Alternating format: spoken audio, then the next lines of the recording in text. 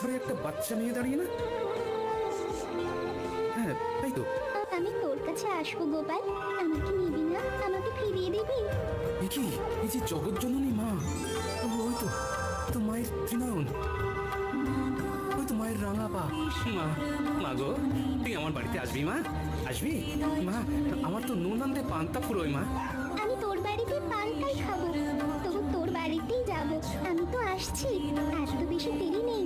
আমাকে ভক্তিভাবে পুজো করবি, দেখবি তোর সব বিপদ কেটে যাবে। জয় মা, জয় মা, জয় মা।